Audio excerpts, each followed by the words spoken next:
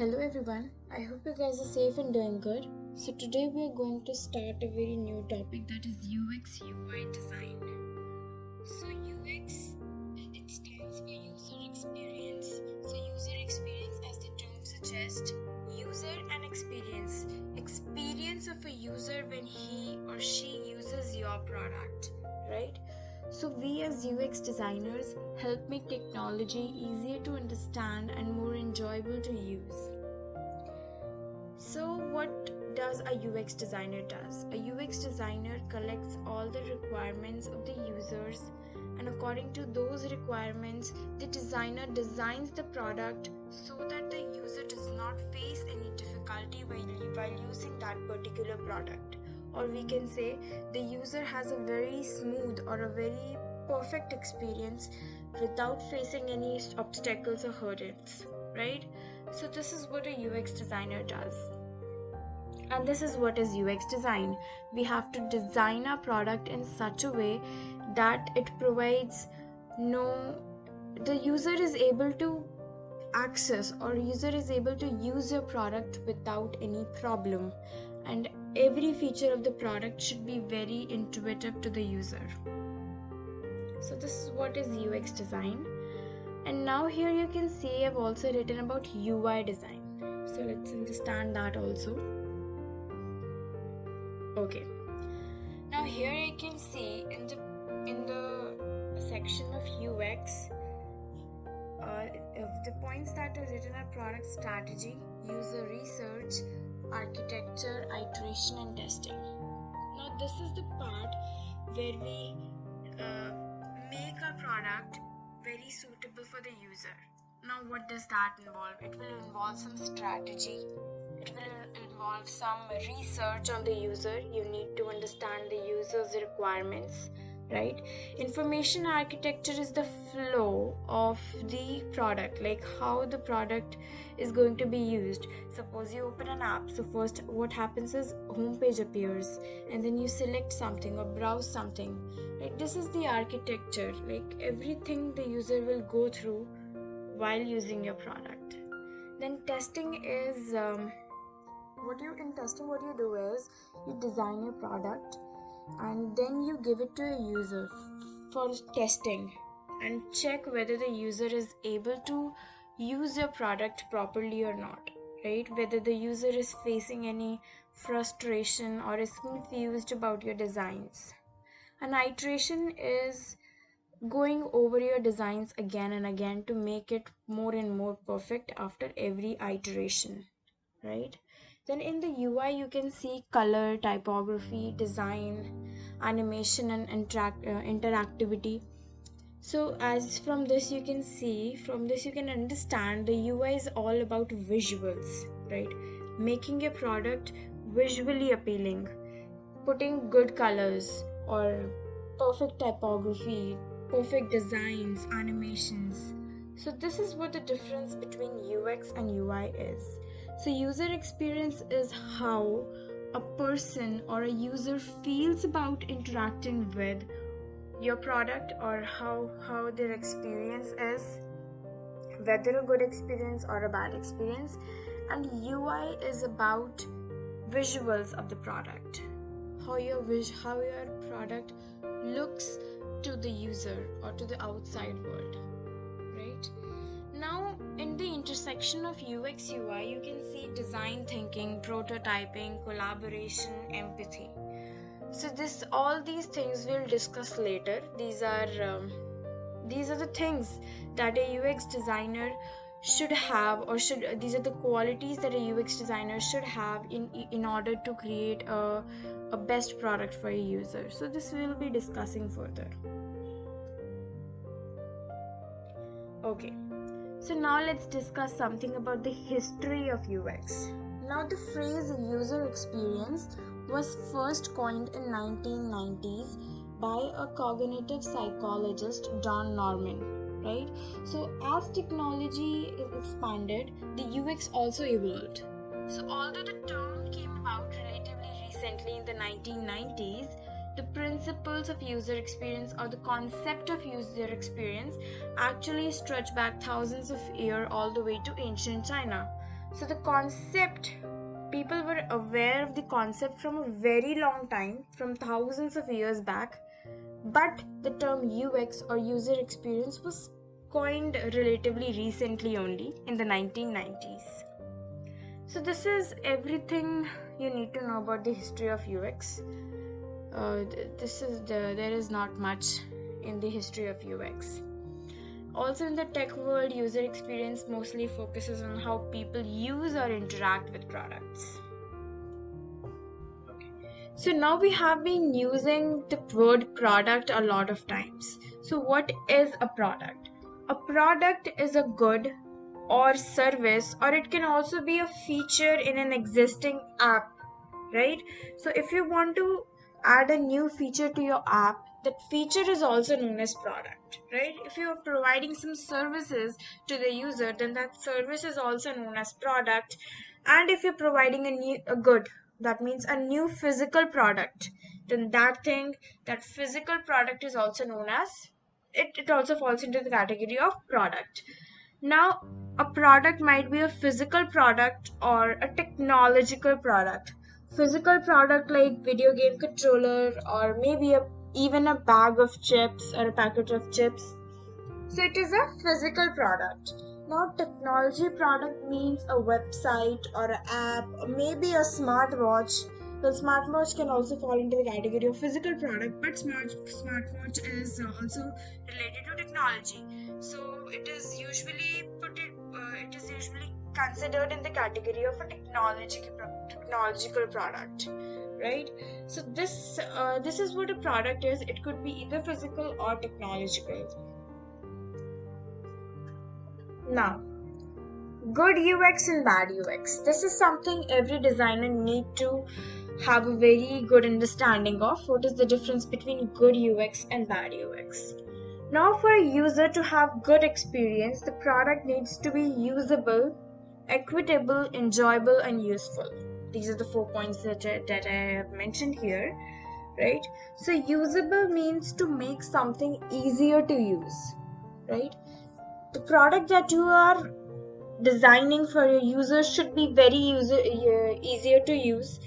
That means that the design, structure, feature, purpose of the products or a product should be clear to each and everyone, right?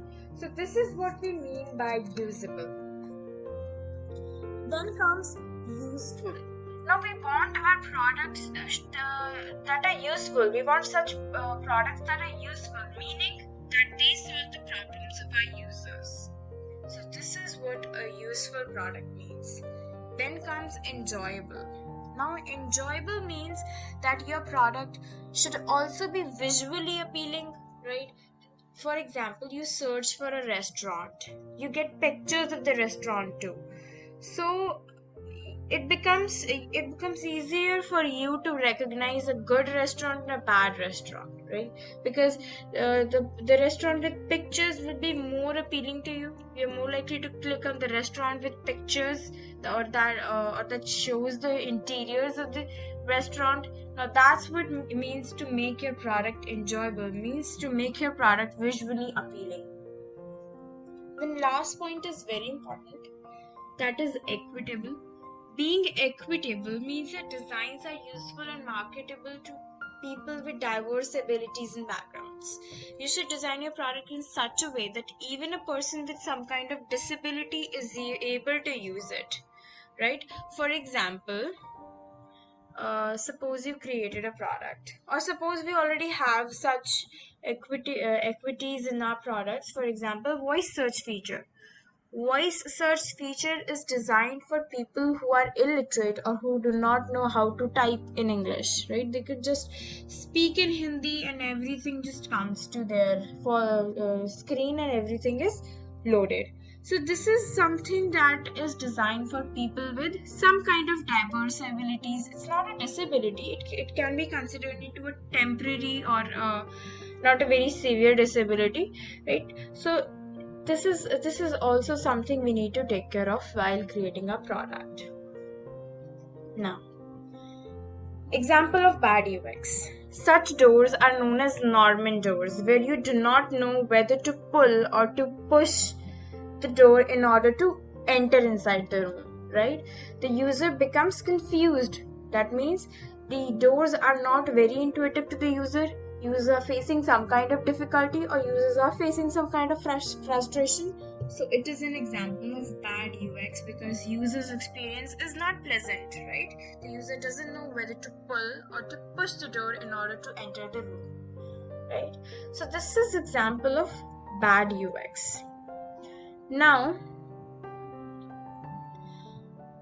let's look at some good UX example. Okay, so this is the article that I wrote.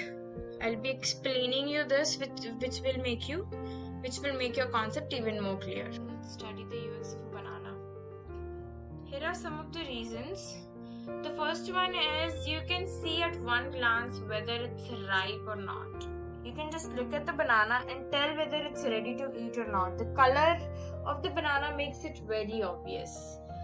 Green means not yet, brown is not anymore, and if it's yellow, then it means that it's perfect to consume.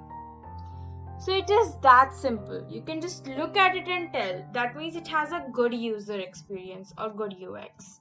The second is that you do not need any food container, right? You can just carry your banana because it comes with its own packaging, right? You can just eat your banana and throw the outer peel in the dustbin and you're good to go. So there is no need to carry any food containers. It's also one of the good UX. Then it's absolutely hassle-free, okay? So you do not need any knife to peel a banana. You do not need to wash a banana. You do not need to slice it. You can skip everything, right? Here you can see an example of a pomegranate. You cannot eat pomegranate in such easier way, right? Next is it is highly mobile and you can eat it anywhere, right? Yeah, no equipment is needed to eat a banana, like you do not need a knife to peel it. Almost these 2 points are almost similar. Yeah. So you can just look at the picture, right? This has good UI. This has bad UI. Like I said, UI is about visuals. You look at it and there are so many thorns in it, whereas a banana has a good UI and UX too, right? So this is example of good UX.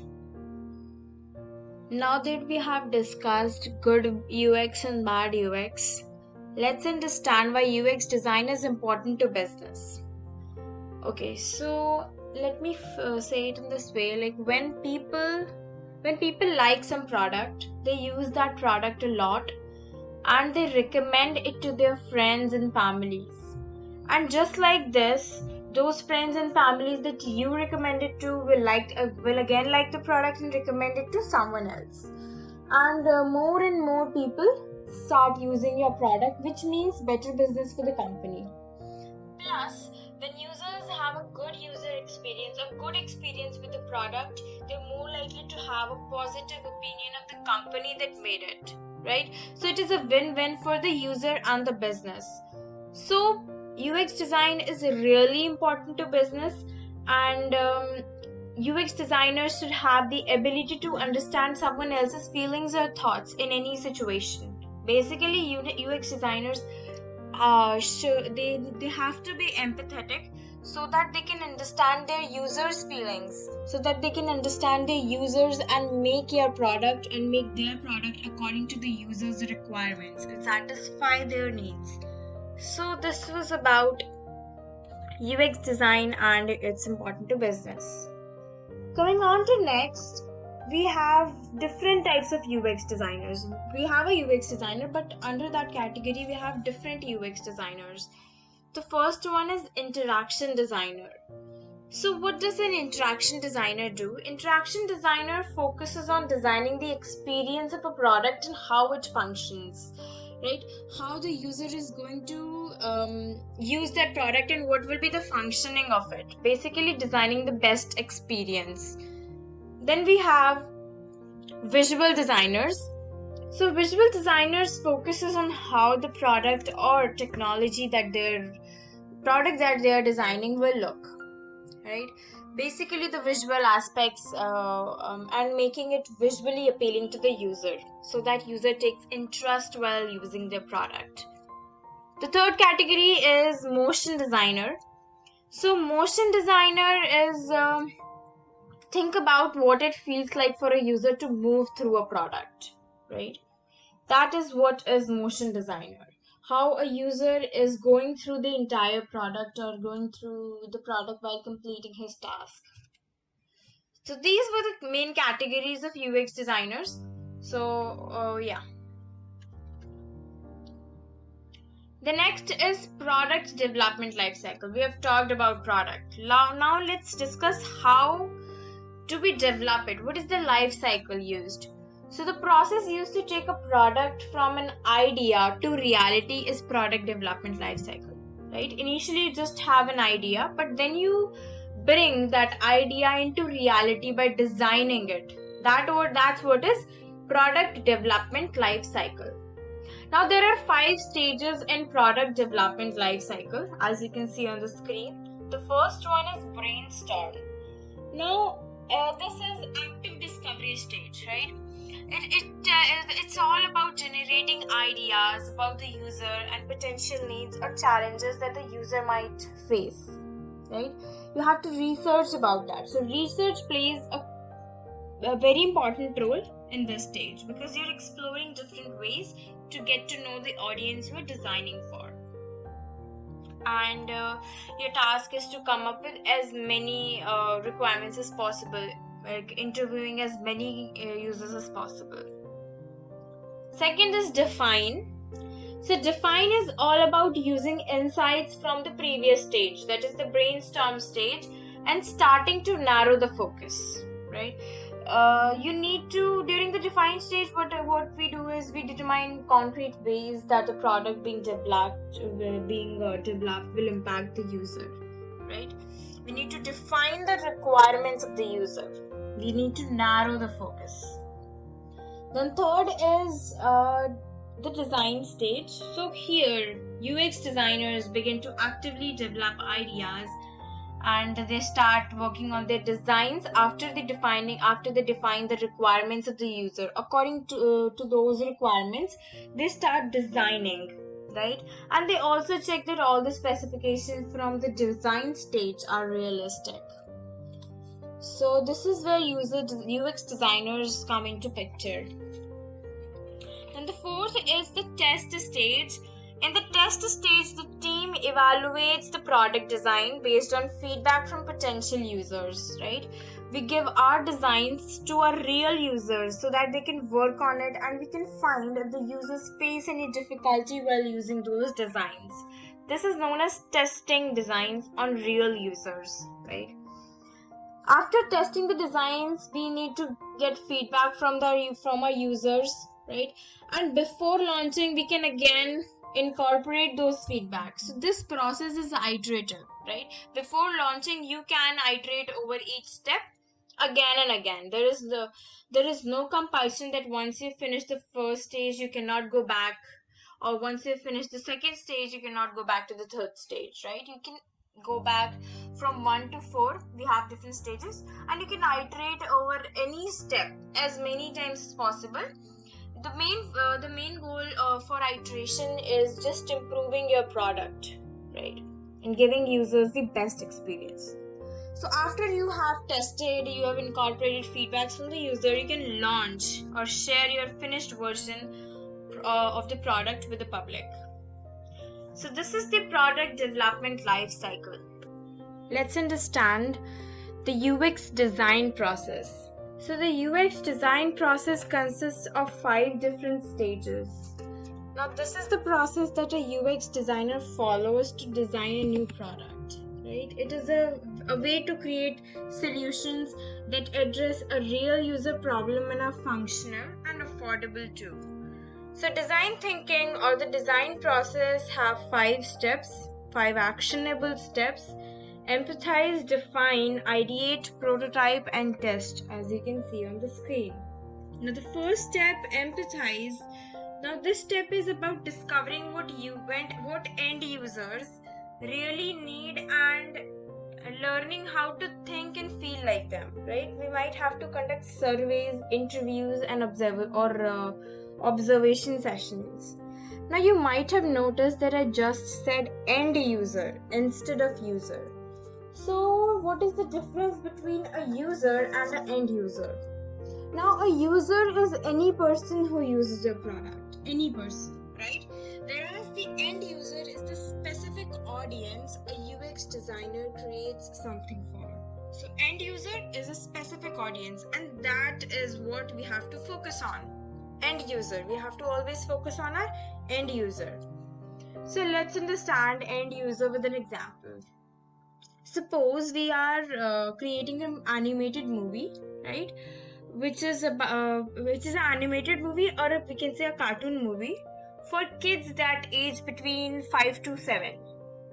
Now those kids are the movie's end users, but adults and teenagers will be in the audience too, so they are our users. So I hope you understand what's the difference between end user and our user. In UX design, we focus on our end user. So moving on to the next stage, that is define stage. Now the define stage defines the problem by creating a simple problem statement. We here create a simple problem statement, and the statement should be based on user research to paint the clear picture of our goal. We synthesize everything like pain points of the user stories, user journeys, and etc. Then third stage comes ideate stage or ideation. Once we have defined the problem, we start to ideate or brainstorm solutions in this stage. The aim is to come up with as many ideas as possible, right? We have to brainstorm as many solutions as possible. Then fourth stage is the prototype stage. Now prototype stage is a scaled down version of a product that shows important functions, right? Or we can say a prototype is an early model that has the functionality, but it is not ready to be launched yet, right? It's a kind of a dummy model, right, that we can use to test with our users. Now fifth stage is test stage, and finally that we have created a dummy model, or we can say an early model. We test those prototypes with our users, right? Testing keeps the user front and center, as it gives users an opportunity to provide feedback before the product is built. And before the product is built, we can incorporate those feedbacks into the designs and then finally launch the finalized or polished version of our product. So this is the UX design process. Moving on, best practices when designing for mobile user experiences. Now, designing for mobile user experiences, it should be different, right? Because mobile has a very small screen as compared to any tablet or maybe laptop, desktop, etc. So for mobile user experiences, always make sure that call to action buttons should be placed front and center so that the user can easily complete the desired task, and that call to action button should be very clearly visible to the user in order for him to complete his task. Second is navigation menus should be short and simple. Now what are navigation menus? Here you can see these are the navigation menus where you click something and a whole list appears in front of us, right? As you can see in the second picture. Okay, so these should be very short and simple. Use familiar gestures. Now what does this mean? Familiar gestures means use gestures that users already use or they already know, like tapping or swiping, right? Gestures should be very intuitive and familiar to users. Fourth point is design for both directions. Design for both directions, a phone might be held, like for both horizontal landscape view and vertical portrait view, because sometimes we tilt our phone and watch a video, or sometimes we just hold our phone vertically, right? So it should be designed for both the directions. When we tilt our phone, the screen should be placed in that, should also be tilted, right? So that's what it means to design for both directions. Last point is to reduce visual clutter. So mobile phones have smaller screens. Screen sizes are smaller, like I've already told you. So it's important to keep the visual experience very simple. Don't add too many visuals inside it because it will cause clutter, right? So which will create an a problem or a frustration and confusion to the user, which we do not want. So these are the things that you should always keep in mind while you're designing for mobile, right? Yeah, or even any smaller screen, not just mobile. Next topic is accessibility. So accessibility is the design of products, devices, or services for people with disabilities. So this type of design is for people who have some special needs, or are different, or are abnormal from, or are different from normal human beings, right? So accessibility is also known as, or is also written as, A11Y, because there are 11 letters between A and Y. Now, there are different categories. The first one is motor disability, second is deaf or hard of hearing, someone who has problem in hearing. Third is cognitive disability, like intellectual disability, like learning, or maybe we can even call this as mental disability. And the fourth one is vision disability. Now, in disability community and as UX designers, we focus on the social model of disability, which defines this word disability as being caused by the way society is organized, or how products are designed, rather than a person's ability or difference. So as designers, we need to account for disabilities that are permanent, temporary, or situational in our design. So these are the three categories that we need to focus on: permanent disability, temporary disability, and situational disability. Now, someone with permanent disability might have a permanent loss of hearing, or maybe permanent loss of sight, or even permanent loss of smell. So, these are some of the types of permanent disabilities, right? And someone else might have a temporary impairment, like a broken arm or a broken leg. These are temporary impairment, which will get better in time. Then some situational disability or situational challenges are often these are not often considered as legal disabilities. For example, when you are driving on a dark road late at night, your vision is it might not be as good as it would be in the daylight. So it is a situational disability. Another example, if you are suppose visiting a country where you don't speak the language, so your hearing is situationally limited, right? Again, a situational disability. So these are the types of disability that you need to keep in mind while designing your product. Okay, design accessibility. It is there are three ways, right? To put your users first in your designs. To put your users with disability first in your designs. First is universal design, then we have inclusive design, and then we have equity focused design. Universal design is when designers begin considering how to include an even broader range of people in the designs. We call it universal design.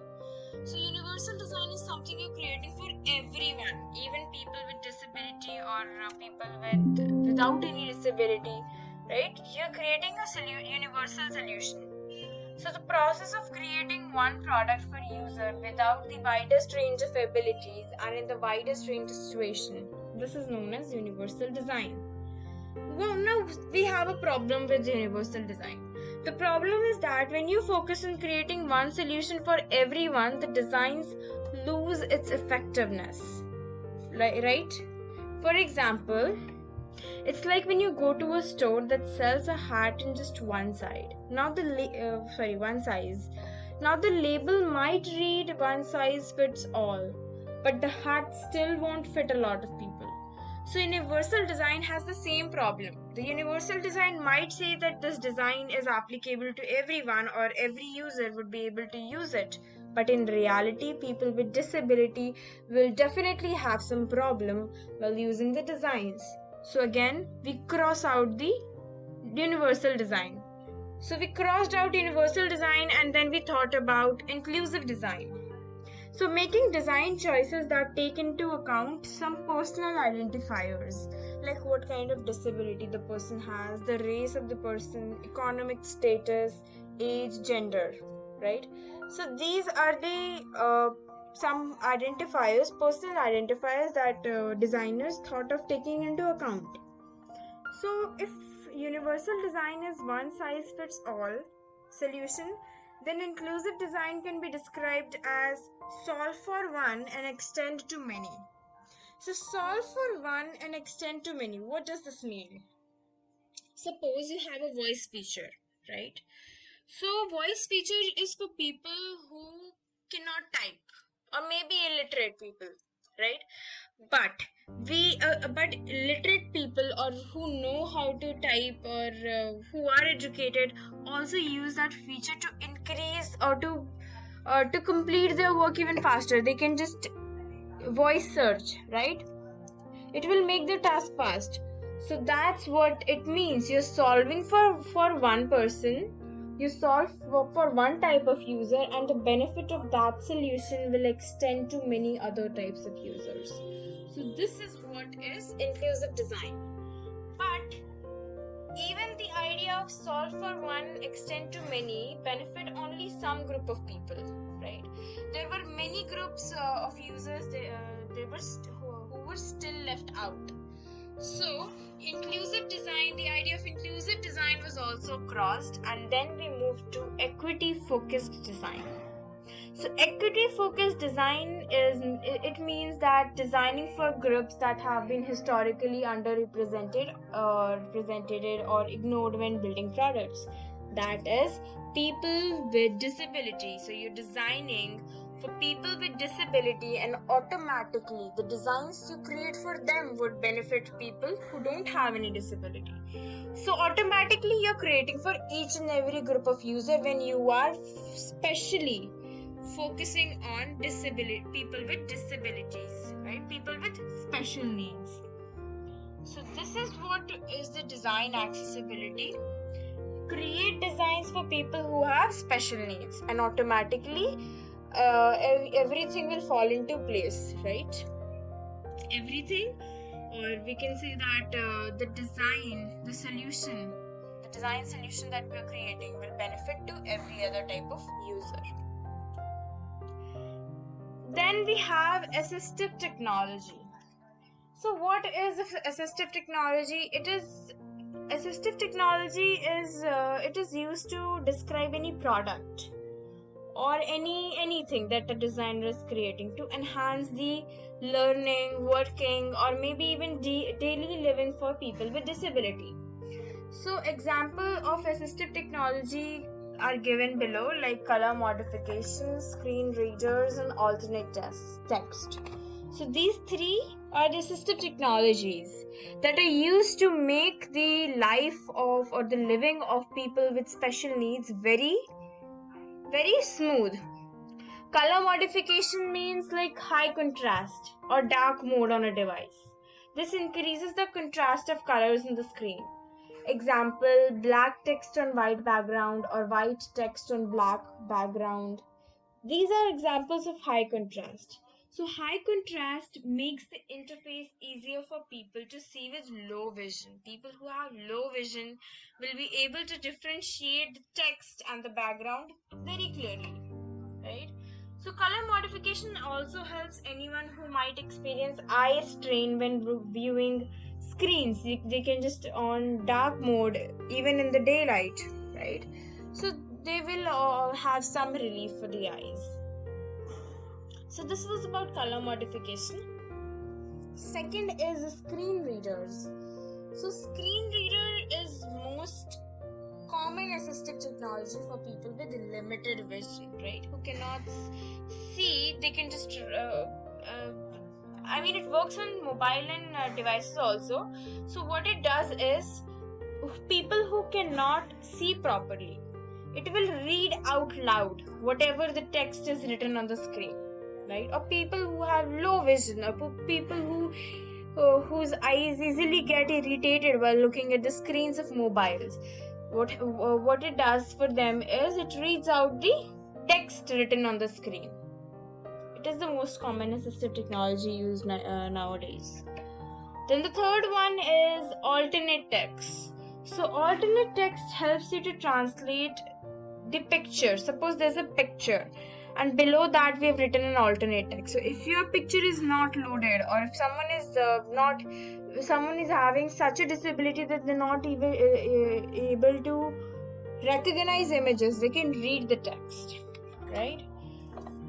So it uses words to describe any picture or any image for someone who's not able to see the image. Also, alternate text is also super helpful for those who have low bandwidth connections, right? This happens a lot. We load a page, but the image fails to load due to poor connection. So if the image does not load, you can read the alternate text and identify what's there in place of the image. So this was about the entire assistive technology. Accessibility to assistive technology, these are all interrelated.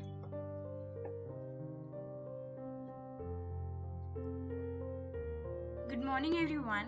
I hope you guys are safe and doing good. So the topic that we're going to discuss today is UX research. Now what does this UX mean? UX stands for user experience. It is the experience people have when they interact with your product. Suppose you create any product, let's suppose you create a website. So you'll be working on that website, and then you'll be launching it in the public. So the public or the users who use your website will have some experience, whether it will be a good experience or a bad experience, right? So that's what is a user experience, right? So coming on to UX research, we'll first discuss that there are two major categories in the field of UX. First is UX UI design, and second is UX research. So what we're going to discuss today is UX research, but I'll give you a hint of UX UI design also. So in this, what we do is that we create designs of our suppose website, right? We'll create rough designs of website. We'll test those rough designs with your users so that you find out whether those designs are feasible or the users are able to complete their task within time or without any obstacles, right? So we first create designs. For creating those designs, you need UX research. So UX UI design and UX research go hand in hand. You cannot perform them individually, right? So before you create any design, you need to research about the requirements of the user, and after you create a design, you need to again research whether those requirements are being fulfilled or not. So this is what is UX research. Understand this research part in more detail. So what happens is, suppose you want to create a product, right? You're creating a website. For that, first you need to conduct a research. It could be the research can be conducted through various methods, which we'll discuss later, right? So first you need to understand your user, what your user actually wants, what your user's feelings are or stories and everything about the user, right? You need to empathize with your user. So the first and the foremost step of designing any product or creating any product would be UX research, right? You first perform the research, you understand your user and everything about your user, and then you actually start your design process. And also, while you're designing, you need to perform various research, right? You need to perform research while you are designing. That could be known as design research, right? And the research that you perform before designing anything is known as foundational research. And then at last, when you've designed your product, you need to test it with your users. You can again perform research to understand whether your users are satisfied with your designs or not, or whether they're able to complete their task using your designs or not, right? Let's discuss some of the key methods that are used while performing or while doing UX research. So these three are the most common one. The first one is interviews, second is surveys, and then we have usability study. So let's discuss each one of them in detail. Discussing interviews in more details, we have different categories of interviews. First, let's discuss what is an interview. Now you're asking questions to a person, right? Where you are questioning and the other person is answering. So this is also known as an interview. Now, when do we use interviews in our research methods? Right? As a research method, we conduct interviews when we want detailed answers or when we want long answers along with the reasons from the user, right? So suppose I ask a question, how would you rate your experience using an app? You are using a particular app. So to this question, the user will give a detailed response, right? He will tell everything about his experience, whether it is a good thing or a bad thing, everything. Now, this is what we get from an interview. Whereas, if we ask a question like, how would you rate your experience on a scale of 1 to 10?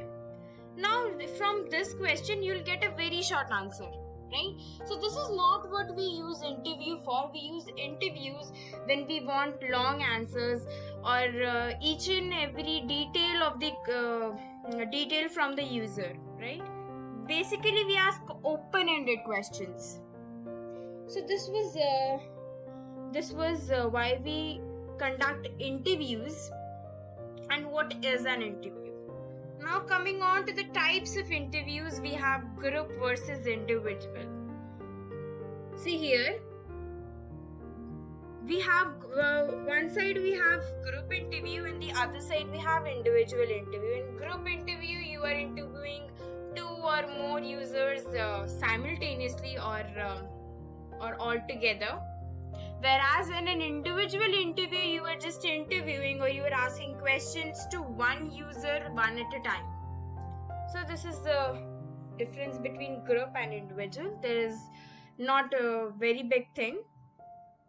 Then we have remote and in-person. Remote is interviewing the user through online platforms or online like Zoom and etc.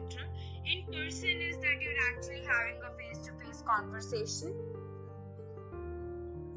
Now, we discussed group versus individual. We discussed remote versus in-person. Now we have structured interview. Now what is a structured interview? Structured interview is where you already have a script ready of the questions that you're going to ask to the user. Like you've already prepared all the questions that are needed to be asked. So this is known as structured. Everything is prepared beforehand, right? It's like giving a speech where you write the important points of the topic beforehand so that you could frame sentences and speak in front of everyone, right? So it's a structured. Everything is structured beforehand. Then we have semi-structured interviews. So semi-structured interview means that you're balancing what you already know about the situation or about the product or service with an open free form, right? You're conducting a discussion so that you're able to hear things that you might not be able to anticipate from the user. So most semi-structured interviews involve some kind of script or interview protocols that you expect to go off script, right?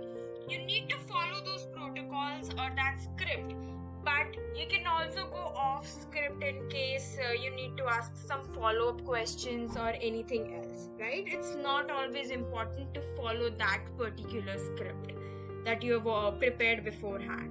So this is known as a semi-structured interview, right? So then we have unstructured interview. Now unstructured interview is that nothing is prepared beforehand, you have no structure, you are just starting, you're just striking a conversation with your user, and it's a free form conversation, right? Like you normally talk to your friends. So this was all the categories of interviews. Now let's discuss the components of interview, or how exactly you have to perform an interview, right? So the first one is overarching question. This is the big question that you're trying to answer, right? Now this overarching question is something that you always have to keep in mind. This overarching question is the main focus or the main motive of your interview, right? So this is something you might not necessarily ask the interviewee directly, but you want to keep it in mind throughout the interview process, so that you're always making sure that you're asking questions. You only ask those questions which are relevant to the overarching question. Now moving on to the second point, we have introduction.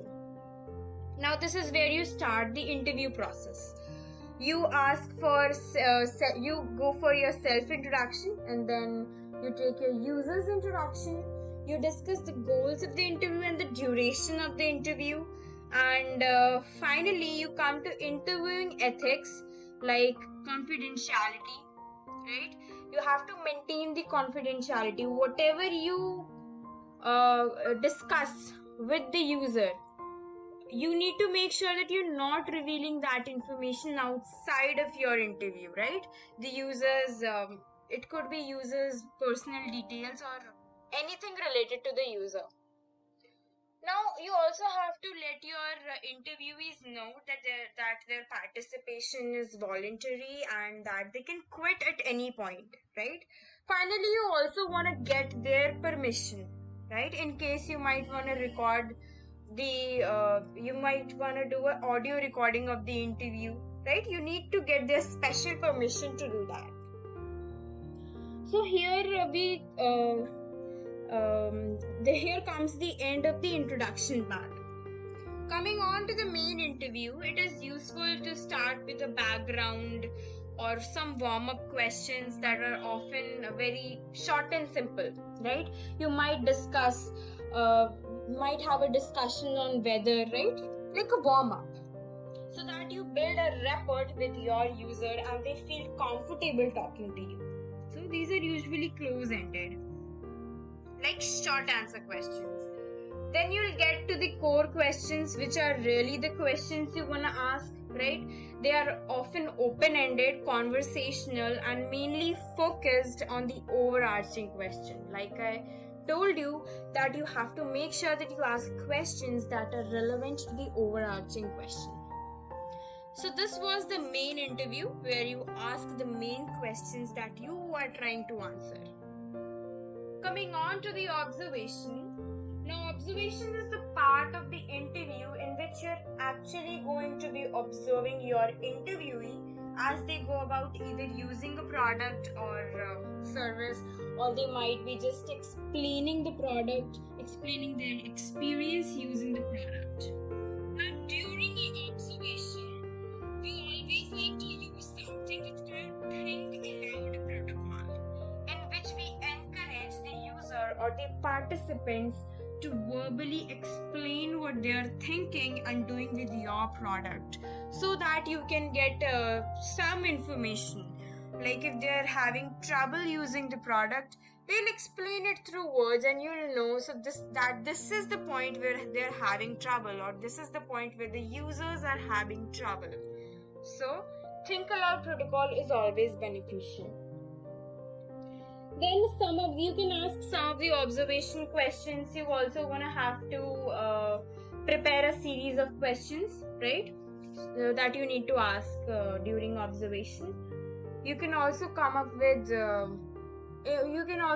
with questions right on the spot, right? These are the questions such as to request to perform certain action, or questions you might not be able to anticipate, and again focus on the overarching question. Then the last one is conclusion. You ask few questions about whether they have anything else to add that wasn't covered before, or you definitely want to thank them for their time and hospitality. Let them know about any follow-up plans that you might have after this, after the completion of this interview process, right? And also, usually it's a courtesy to suggest that if you have any other questions, you will contact them, and also that you'll report back with the overall results of the study that you are conducting, right? You also need to provide them your contact info, ask again if they have any questions, and finally thank them one last time, right? So this is how you need to conduct an interview while you're performing an UX research. These are the basic etiquettes and basic components of the interview. So this was the first key method of UX process, or the UX research method, that is interview. Coming on to the second one, that is surveys. Now surveys is used when you want to gather information, or when you want to gather opinion of large group of people on one particular topic, right? You create survey in such a way that the questions are close ended and have short answers, right? So whenever it's always better to add close ended questions to which they can give a short answer, right? When your questions are open ended and the user is required to give long answer questions, the user is most likely to not fill that survey. Okay, so yeah, you should always have close-ended questions for your survey. So now we can differentiate between interview and surveys. When you want to get detailed answer from your user, you can use a research method, that is interview. But when you want to ask close-ended questions where you want to get short answers, like here you can see in the picture you have excellent, average, good, and poor. These are short answers, right? So in such cases you can use survey.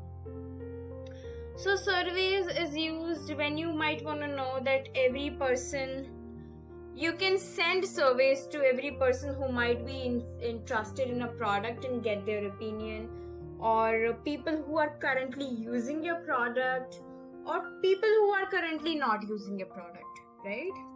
So it's always better to add incentives, right? If you fill this survey, you'll get such and such incentive. So in this way, people are most likely to fill your survey. So these are some of the methods that you could use to enhance or to increase user interaction with your survey. Now surveys are considered to be inaccurate because they miss out some essential portion of the population, or either the questions aren't framed in the proper way, or some important group just doesn't answer the questions. Like I said, if your questions are too long, or if your survey requires answering some long questions or putting up long answers, then the users will just hesitate in filling that form, right? So when there's just tick options, right, questions that require to tick the answer, the users will they're more likely to fill the form. And it's also increasingly hard to get people to participate in such surveys, right? The questions don't get at people's honest views, and some people just lie, especially about things that are potentially embarrassing for them. So that is why surveys are considered to be inaccurate, and interviews are more accurate if you want to get some actual information, or the information that you require for your UX research process, right? Also, you get detailed answer. You can observe your user while interviewing. You can observe their expressions while explaining, which will give you some of the other information. Whereas surveys is just you don't get the feedback. You don't get to interact with your user face to face. So there are so many disadvantages of surveys. So now, as we have discussed that surveys are considered to be inaccurate and they have so many disadvantages, so it's bound that surveys will have errors in it. Now let's discuss some of the common errors in surveys. The first one is coverage error. Now this error happens because you don't have good list of the members of population, or because you're not capturing the important key groups, or you're leaving some group of users. For example, in United States, let's suppose about 96% of the people have some type of phone, either landline or mobile phone. Now 96% have mobile phone. The left 4% of people who don't have any type of phone will fall into the category of coverage area, right? You're not entirely able to cover that 4% of people through your surveys because you're contacting people through mobile phones and they don't have mobile, right? So this is what is known as coverage area, that you're not able to cover, or you're not able to take into consideration each and every type of user. You are leaving some group of people out.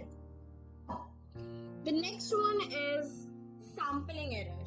Now, error that happens because we are not inviting some meaningful group in our population, right?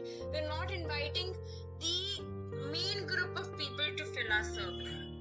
Let's suppose we invite people to participate in a survey via a text message, but older people are less likely to use the technology of mobile phone, right? They're more likely to be missed in this type of survey because they don't have phones, or maybe they don't use mobile phones. So this is known as sampling error. The third category of error is non-response error. Now, there are some people who don't answer the questions, right? Which may mean that we systematically miss something because people are not answering. So what happens is either people refuse to answer any questions at all, they just don't fill the survey, or some people or some questions people will be more likely to skip, right? They might skip some questions, or they refuse to answer some of the questions. So this is known as non-response error, that you're not getting a proper response from your group of users. So the fourth category of error is the measurement error. Now, measurement error occurs when the questions we ask may not get at the concepts we're actually interested in. So how can we understand this? Let's understand this using an example. Here we have a statement. I feel welcomed by staff and other youth at the office. Now this question is poorly framed. How is this poorly framed? The problem with this question is that it is a double-barreled question, right? You have two different things here. You have I feel welcomed by the staff and I feel welcomed by the other youth. So the proper way to frame this question should have been I feel welcomed by the staff at the office. This is one question. And I feel welcomed by other youth at the office. This is another question. That's a whole separate question, right? So now, because we are muddling two things in one question, that means we might be getting really bad data. How? So there might be some group of people who might feel welcomed by the staff at the office, but not by other youth. Or who might feel welcomed by the other youth but not the staff. So in this case, the user might be confused whether to pick the option or to not, and they might just pick the option because they feel welcomed by either of them, either of this staff and youth. So you are getting some really bad data and you're not getting the correct data. So this is known as measurement error, where you're framing the questions poorly, like a double-barreled question. Now the third and the last category of UX research method is usability testing. Now usability testing is watching your users try to accomplish some important task using your product. Now why do we use usability testing? We have surveys and interviews. Now what happens is that here you actually watch or observe your users. Now you learn a lot of things from watching people, right? So you learn what works, what doesn't, and where do your users run into trouble, and what works and what doesn't, and why doesn't it work, right? You can observe their expressions while they're using your product.